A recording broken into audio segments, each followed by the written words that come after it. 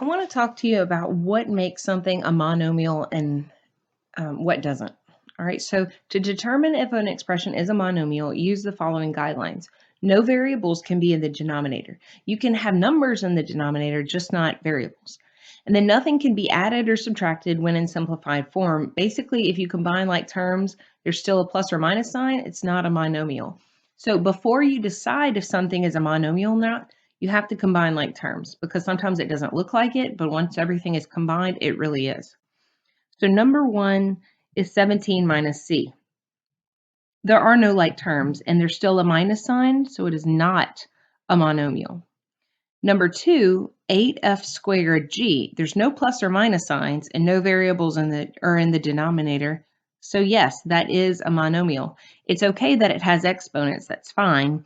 It just can't have any plus or minus signs and variables in the denominator. So number three, you just have 3/4. It's okay that there's no variables. So yes, that is a monomial. 2 is also a monomial. Any number by itself is a monomial. Number 4, 5 over t. That is not a monomial because there's a variable in the denominator. So let's go back and say why number 1 and number 4 aren't.